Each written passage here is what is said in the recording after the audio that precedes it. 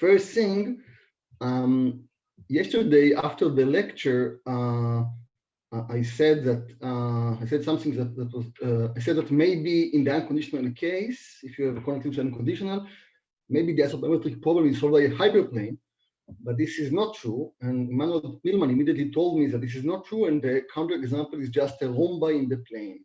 So there the extra measure is always an arc of a circle. Okay. Now yesterday we discussed the Kannan-Lovasz-Simonovits localization, which goes back to Gomez, Millman, and Payne-Weinberger.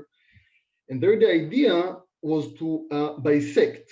So you had the convex localization means that you take your convex set, you choose some hyperplane H in a certain manner so that some condition is met.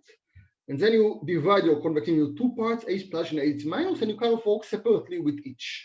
Okay, so the only characteristics that I would like to mention about convex localization is that you sharply bisect into H plus and H minus, two half spaces. Now, the subject of today's lecture is Eldan stochastic localization, the version of Friev and Pala.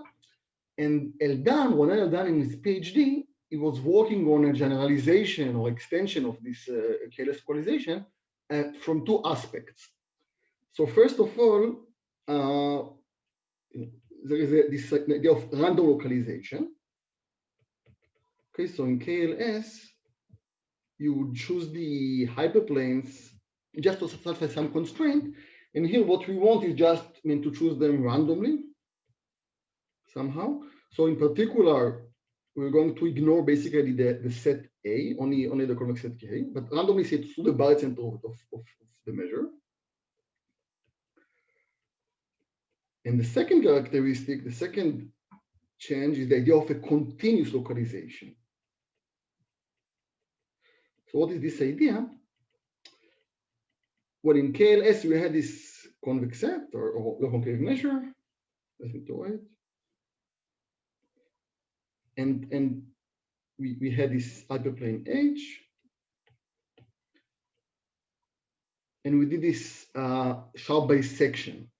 Here, the idea is to not to bisect, but to multiply. I change color. Okay, but it's nice, I think. To multiply by an affine functional that is close to 1. What do I mean? So, so we have our log-concave density P. Okay, recall P of X is log-concave density of a measure mu. Okay, and the idea is we're going to do the following operation. So suppose that theta perp is orthogonal, theta is orthogonal to H, and we're going to replace it by two log-concave measures, but these are not exactly the restriction to H plus and H minus, but something a bit more soft. So we're going to multiply our density. There are two possibilities, the plus and the minus. This corresponds to H plus and H minus, times some linear functional. So X minus B of mu times, let me put epsilon here and theta here, times P of X. Okay, and here B mu is the barycenter.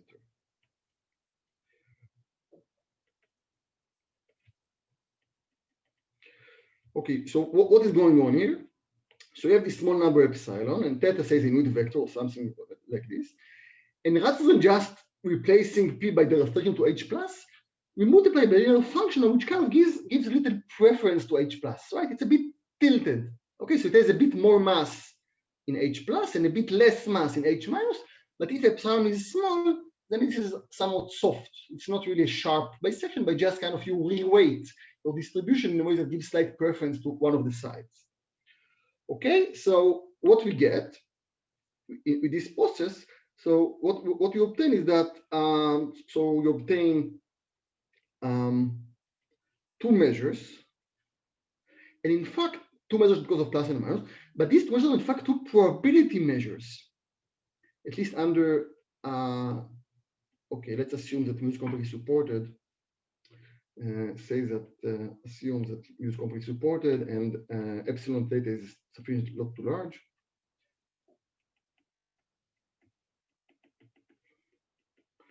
Why are these probability measures? So if U is completely supported and epsilon theta not too large, it means that this affine functional is positive on the support of P0. So if you multiply the positive things, then you are still at least could be a density or don't have density, do not have negative values. And why is the integral 1? Why is the probability density? This is because of the barycenter here. Okay, so what's the integral of P is 1? What's the integral of this thing? This component will give you just 1. Okay, and since you subtract the barycenters and x minus b times theta is integral 0. Okay, so you get two probability measure. This is important. And moreover, the average of these two measures equals mu. Right? Because if you average over the plus and minus, this cancels and you just get the 1, which is exactly mu. Okay, so okay, today I'm using the marker a lot. Okay, that's nice. So this is a bit like the localization. You get two measures of average is mu. That's good. Another property is that both of these measures are log-concave. Why? Why do you know that these two measures are log-concave? Well, we just multiply the log-concave measure by some affine functional. And log of t is a concave function. Affine function is whenever it's positive is log-concave. And the part of log-concave is log-concave. So both of these measures are log-concave. Okay, so this somewhat has the virtues of the KLS localization. We divide our measure into two parts. Both of them are log-concave probability measures. Very good. Now, the idea of the KLS localization was to repeat the process again. So that's what we're going to do. So let's do it again and again. What will we get? What we're going to get is a certain stochastic process with discrete time.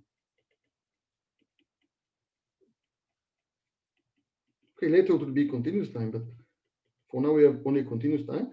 So what is the stochastic process? Well, you begin with some, okay, first of all, let's fix the delta t. So epsilon or delta t is some positive number, we'll turn to 0 later. So we have this P0, which is our initial data, Px, log-concave measure.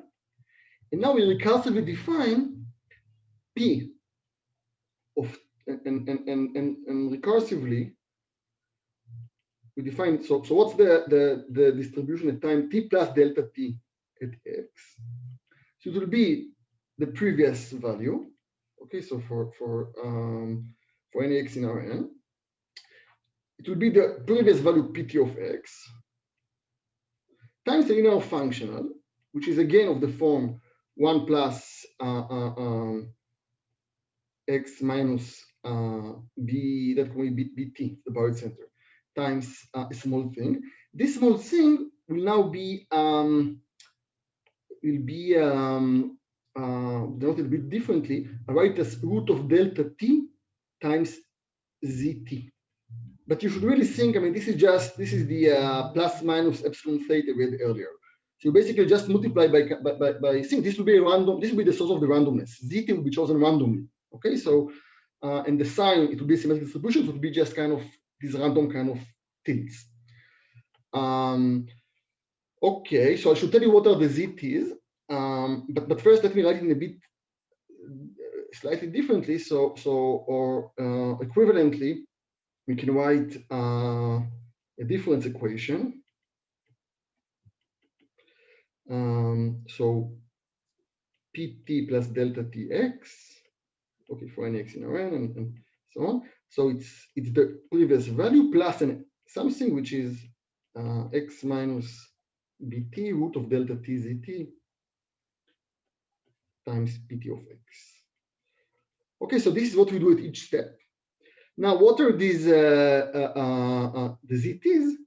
If you look at, so you need z0, z epsilon, z2 epsilon, etc. These are IID random variables, random vectors. Okay, so each time we multiply by another random vector, completely independent, and there are kind of two options. So basically, I only care about the covariance. Okay, so they're either they are just uniform on the sphere, and or another possibility is or just all standard Gaussians. That's another option. Now, so actually our choice would be this thing. This would be either choice, so not either. This our choice would be to make them uniform on the sphere, and this is the Gaussians will come only a bit later. So why do I want it to be uniform on the sphere? Because this way, if epsilon is sufficiently small, the linear function is non-negative, and in this case, I'm getting always positive density. Okay, so according to if you use our choice, according to this choice, this will be always positive. Now, so there's very little difference in the process if you replace the spherical by Gaussian.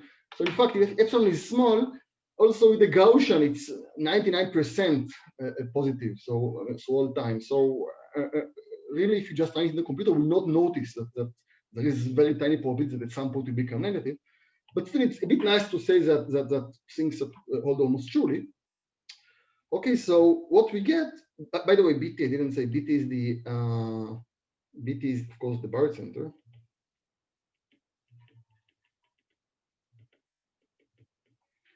Okay, now so what we get is that almost truly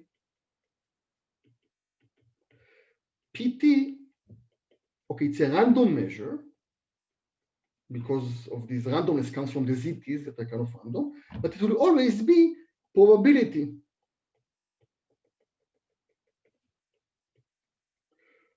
Okay, this is just a random probability measure on our end for only for discrete time. Okay, for t is a multiple of epsilon. Moreover, so we call that the average of the two measures or always the previous measure. Then we have this property that if I look at the expectation of PT, so the average of the PT, it will be P0, because I'll always multiply by two things to average the previous one. So by little induction, this is true for any x in Rn, and for any t which is multiple of, I would write it t in epsilon z and positive, whatever. Okay. Let me say it a bit more precisely. So what is this PT? More precisely, let's write f sub t for the sigma algebra, which is spanned by the past. So the sigma generated by the random variables zs, or s is up to t. So these are finitely many random variables that generate sigma algebra. So this is everything that this is the past, what you know up to time t. Then the claim is that if I look at pt plus delta t at x, at the point x, and I condition on the past on f of t. Okay, so I know everything that happened up to time t. In particular, I know what is pt of x. Okay, then the expectation will be just pt of x. Okay, because basically everything is because z is a symmetric distribution. Say that's all we use so far. Okay, so this is the property of ptx that we have for nx in Rn. Okay, now this is a Martingale property, right? I mean, this thing, this is a Martingale property. So if we draw the fact that you have a stochastic process indexed by discrete time, such that the expectation of the increment is zero. The expectation of your value at future time is your value at present. So if I draw a graph of pt of x in terms of t, okay, so this is time. We fix some x and look at how pt of x evolves. So this is a positive number, okay? But if you know its value at some time, at time 17. That's what and you know everything about the past. You ask what's going to be its value at future time, at time 19 or 180 or whatever. Then the expected value is the present value. So in expectation, you don't grow and you don't decay. You just kind of stay okay, expectation you are 0. Okay, so this is discrete time stochastic process. You just multiply by linear functionals, you get this decomposition of your measure into some measures. This is it for now. Now we could work with this discrete time, but actually we would like to take delta t to 0. Why would you like such a thing? What's bad with discrete time? Why would you like that to be why do we like to have a continuous time? So the only answer is just because formulas are nicer, so you can compute derivatives and change variables. And we have actually to take third derivative tomorrow, and maybe you don't want to take third derivative in discrete world somehow. You just accumulate too much errors. Okay, so just the formulas are going to be nicer. Okay, now what is the way to take the limit? The standard way is to kind of embed your noise, the ZT, in a Bourgain motion. So if you take, when ZT are already Gaussians, which as I told you, it's very similar to the spherical case, and epsilon is sufficiently small, already standard Gaussians.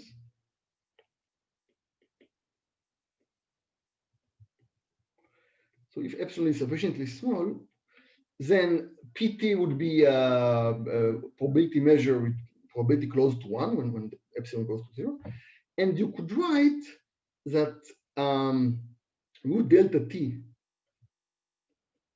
times ZT, which is the thing that I prefer to write, if you remember in the definition of the discrete process, this thing here,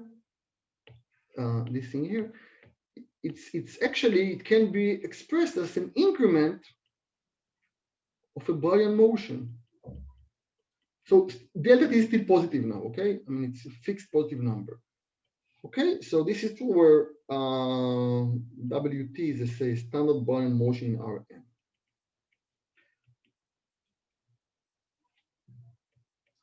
Okay, so it's a bit more, it's a bit, but helps us organize matters. If you group these ZTs, look at the cumulative sum and construct kind of a Bourgain motion in Rn.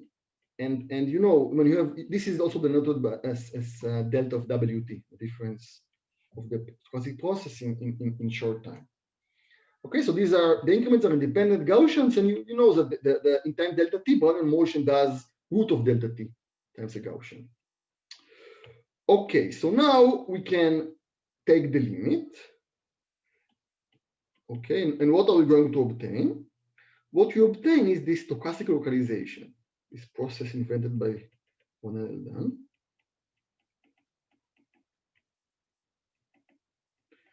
So we get a stochastic differential equation,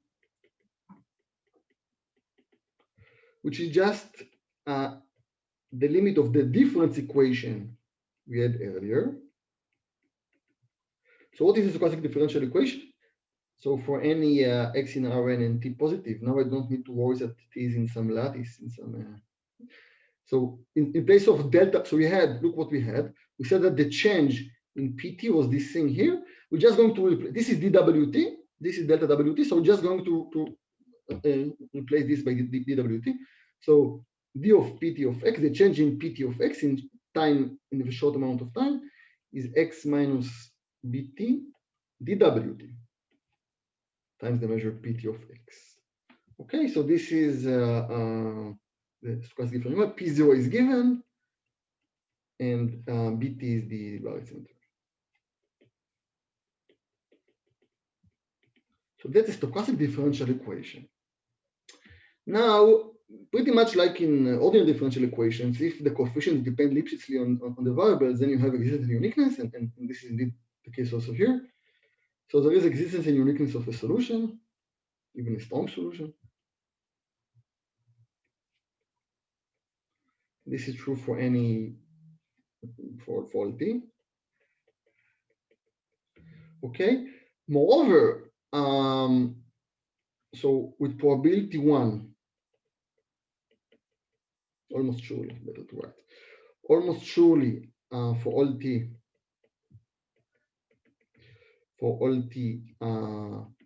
pt is a probability density, say a continuous probability density on the support of P0. So just, I mean, basically you just multiply the linear function on the time. So you never leave the support of P0, of course. And moreover, you have this Martingale condition. So let's write F sub t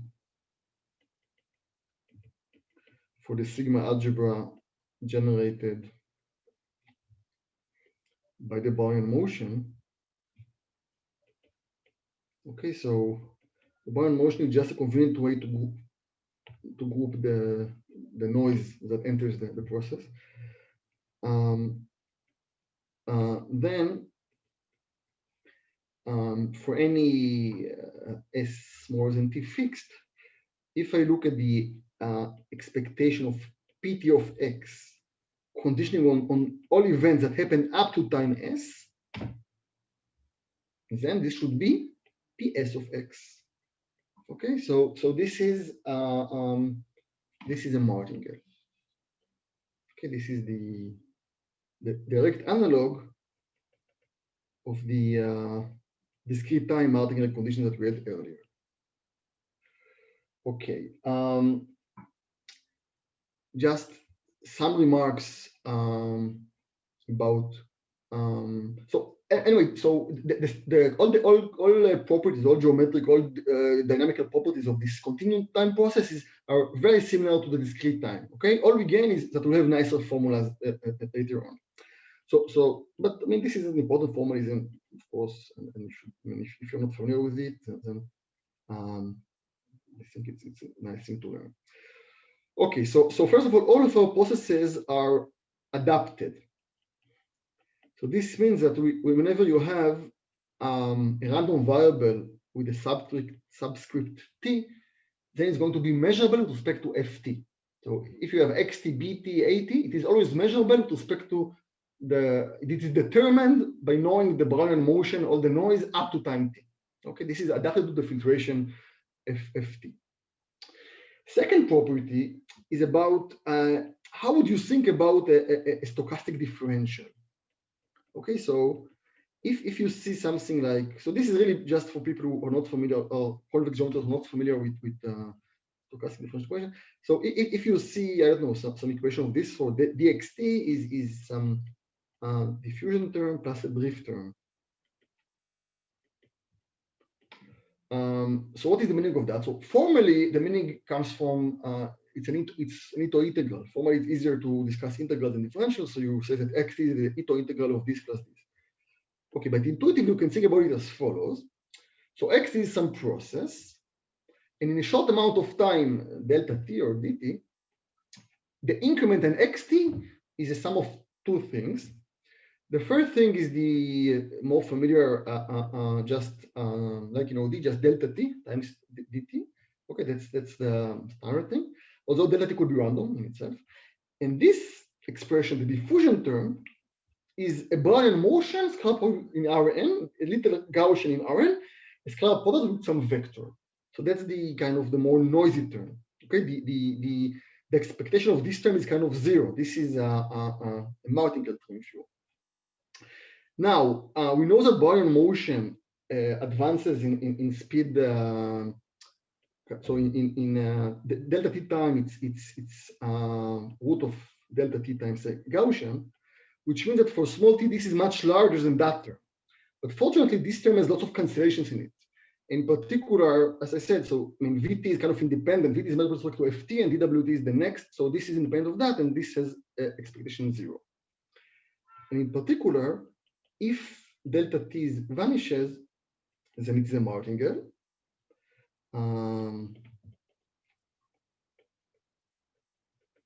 Okay, we just have the double term. And in general, if you take expectation of xt, then the Martingale term vanishes. Okay, and what you get is that the increment of this is just delta t. Okay, one last thing about the process is that we have the Ito formula, which says that if you look at some function of xt, it is again an Ito process, and its stochastic differential is, first of all, the terms that you have in ODE, but you need to add another term, which is the Ito term, which involves second derivative of f. And this is because of the fact that the diffusion term goes like root of delta t. So you need to take a second order Taylor expansion of f to understand what happens in scale of dt. Okay, so this is a basic formula in this business that we're going to use. But again, you can understand it from the discrete approximation. Okay, so let's summarize. If you have some set E in Rn, say measurable, maybe with smooth boundary, then the expectation of Pt of E, the integral of Pt over E equals, so because of the Martingale property, you know that Pt of x is a Martingale, so also it's integral over E. So that's the expectation of the integral over E of Pt of x dx. Because of Martingale property, this is just P0 of E. Okay, where we kind of, a bit so, but where we identify between the measure and its density, that's say between ut with density pt and pt itself. It's not too bad, and we save one letter, more free room in our head, with the density pt itself. And similarly, if you have a smooth boundary, say, then you remember that we had this boundary measure, which was the integral of the density on the set. And the integral will be again the average will be again P0 of delta. Okay, so all of this is very good. We have this decomposition to probability measures. But just recall one thing, which you completely forgot. In a discrete world, PT was log concave. We made the fuss about that PT is still log concave. What is the continuous analog of this discrete fact? So actually, it's much nicer. And that's one advantage of the Liebenpaller normalization, the Liebenpaller version of the Eldan localization. So we get a very nice formula. So proposition for any so in your model algorithm, the Gaussian.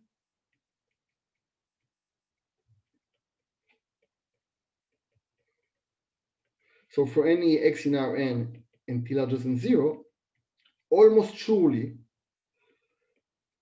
if I look at, so if I write, so let's write pt will be e to minus rho of t, then the claim is that the Hessian of rho of t at the point x is the Hessian of rho 0 times 0 plus t times identity.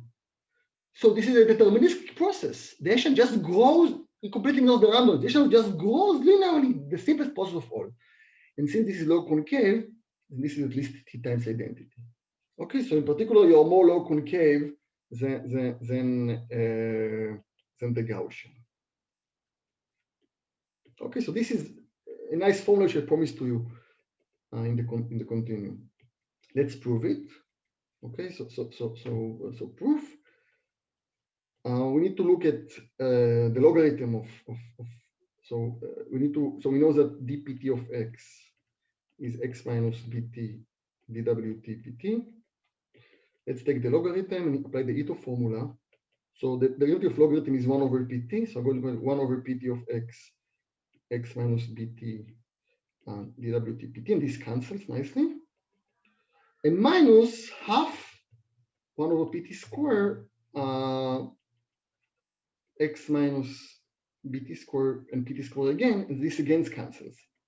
So what we're going to get is this equals minus 1/2 x squared over 2 dt plus some linear function random, but still linear function in X, or phi maybe.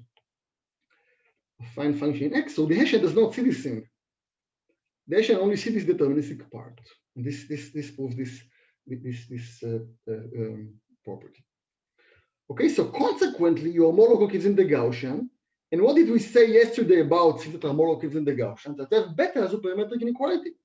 So we know that psi of pt is at least, I think it was root of 2 over pi times 1 over root of t. And also the lambda, the Poincare constant, is at least t. Okay?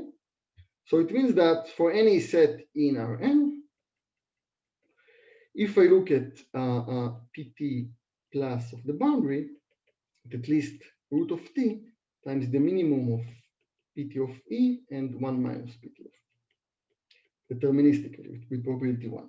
Very good. Now let's go to the proof strategy of Chen's theorem.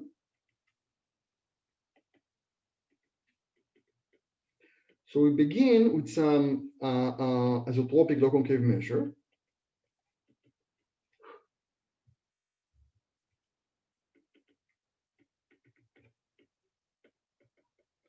P0 in Rn. And let's assume, truncated assumes that it's supported in a not too large ball.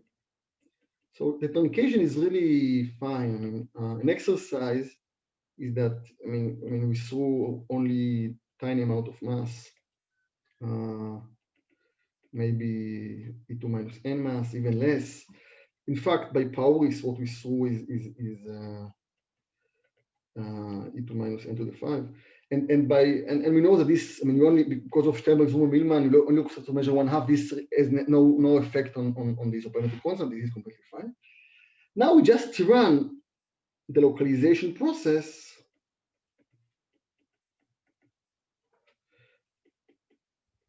till time. So not so, just till time, say 1 or 1/10. We never, I mean, when we reach time 1, we stop. We never reached for a long time, okay? So we have PT. PT, let me remind you, this is a random log-concave measure.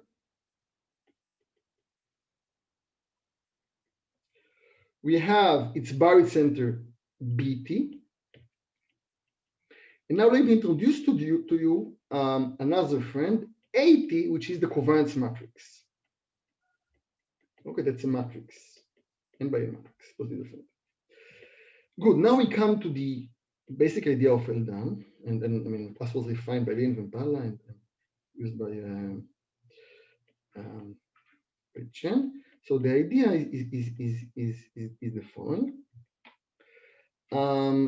So for any fixed t up to 1, if we know that the integral from 0 to t of the expected operator norm of the covariance matrix from something, this is what you look at. If this is not too large, so at most 1 over 8, then the Poincare constant of the original measure of P0 is at least root of capital T. Okay, so what you want is to show that there is lots of time, I mean, not too little time until the operator norm explodes. Okay? So this is what you want. Isotropic means covariance identity. I saw the question in the chat, just briefly. Okay. Now let's prove this proposition. So, well, let's fix a subset in Rn, whose measure is, so according to Sternberg, Zuma, Millman, we can assume that the measure is 1/2, and it's a minimizer, so there's a smooth boundary, at least sufficiently smooth boundary. Now, we need to prove that its boundary measure is large. Well, we know that this boundary measure is just the expectation of the boundary measure in time large in time t. Okay. And this is at least root of t times the expectation of the minimum of pt of e and 1 minus pt of e. And let me replace the minimum by a product. It's only smaller. Okay. So this is what we know. So I think mean mu equals 0, covariance identity. Yeah, isotropic is mean 0, covariance identity. Indeed, this we did yesterday several times. Okay, so now we want to show that this thing is not too small. So let me know this by mt. Okay, so this is 1 minus mt.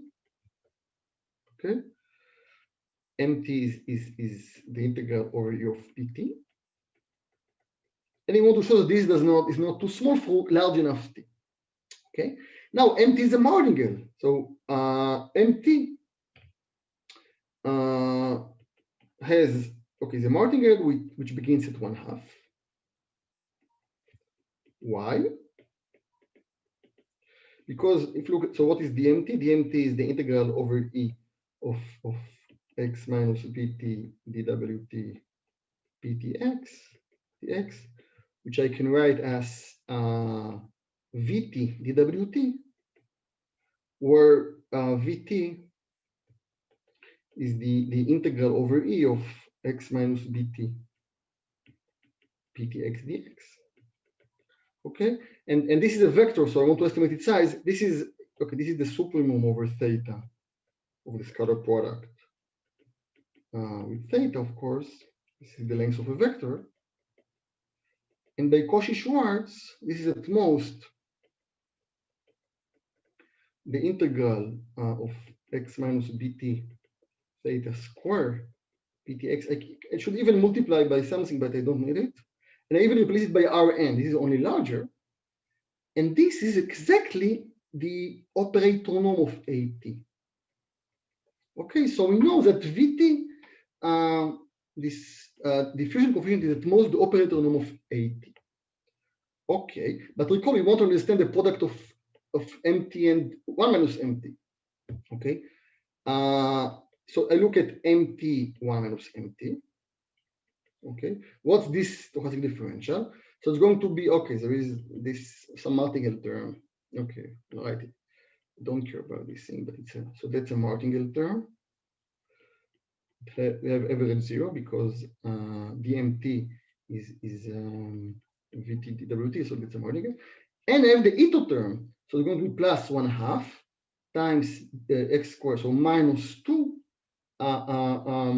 vt squared dt. So this is larger than some Martingale term, minus the operator norm of the matrix AT. Okay, now we're going to take expectation. And the expectation kills the Martingale term. So I know that the expectation of, let me do it with capital T, MT 1 minus MT.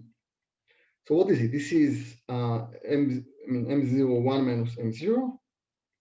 So this will be, let's say, this is at least, this plus the integral of the derivative, but the derivative is at least minus the operator norm. Right, the change in the expectation is at least, so maybe I should write in, okay, it's this Vt square, which is at least 80 operator norm. And by our assumption, so this is 1/2, and 1/4. And by our assumption, the integral is at least 1/8.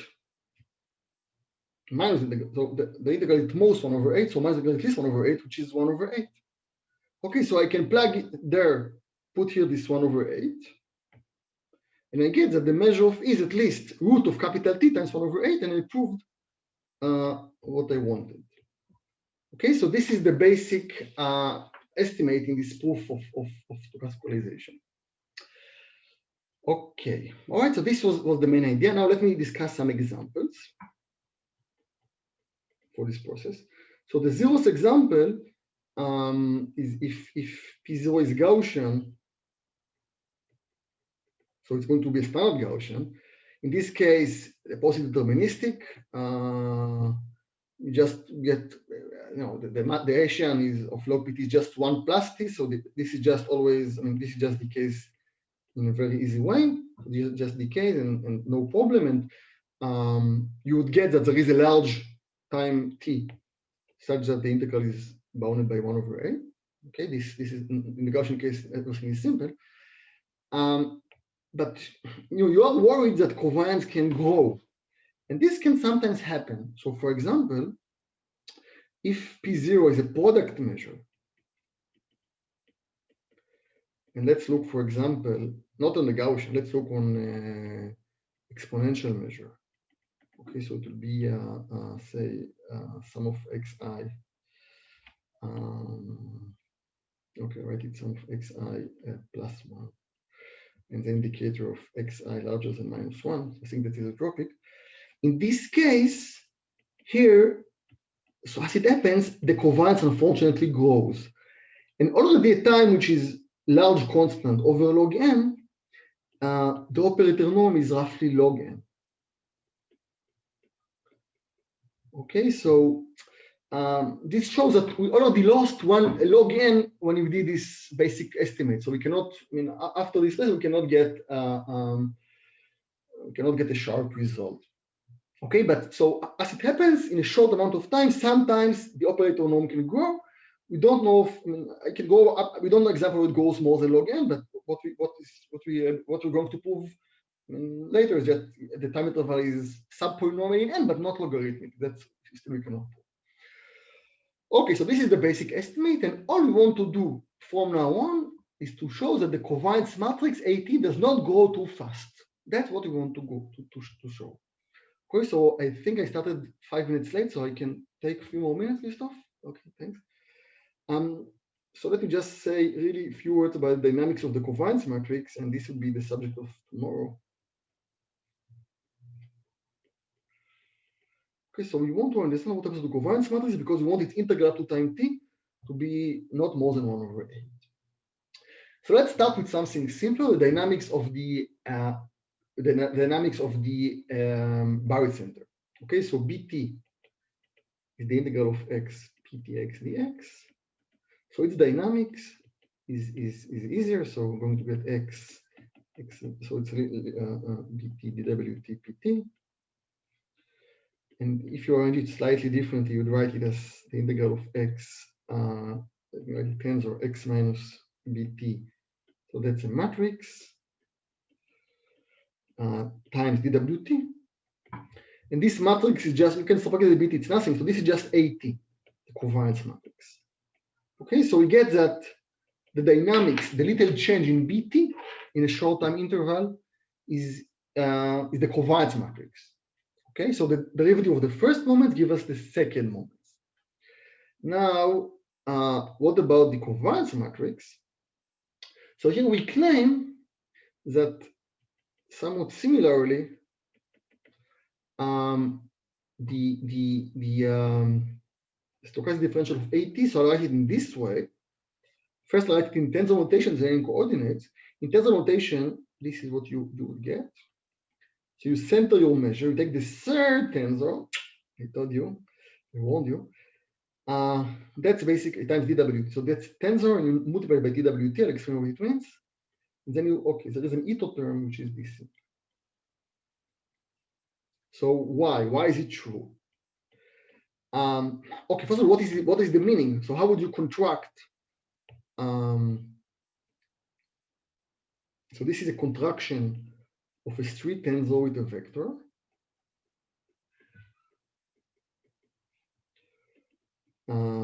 So it's something like if the street tensor is aijk, it's symmetric. Everything is symmetric. So you don't care about the order. Then it's something like some iijk vk. So you get a matrix with iij. Okay.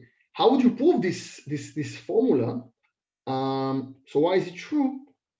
So first of all, by translation invariance, it's enough to look at the case where bt equals 0. Okay. And now you just write, so, well, AT, what is AT? AT is the integral over Rn of x tensor x ptx dx minus bt tensor bt, right? That's covariance matrix. And if you, well, if you look at dAT, then what will you get? So here we get, okay, maybe I'll just, I'm not sure. Okay, so here you get x. So you see that you get a third tensor, but this is 0. dwt ptx dx. So that's the third tensor times dwt.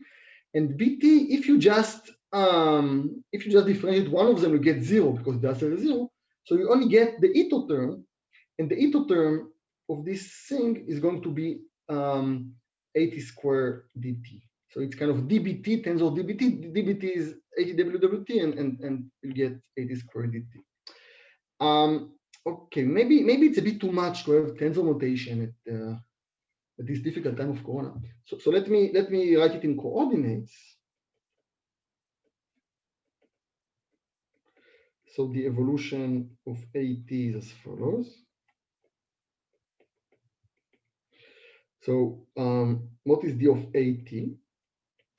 The ij coordinate is going to be some vector psi ij times our Brownian increment dwt minus 80 square, the ij index of this dt, where xij, this vector, is the integral over Rn of x times xi xj with respect to a centered version of pt. Okay, so this is a centered pt. Okay, so I see that I have many questions in the chat that I did not answer. I think I'll stop here and I'll answer the question during the questions. Okay, so I'm done for the day. Thank you.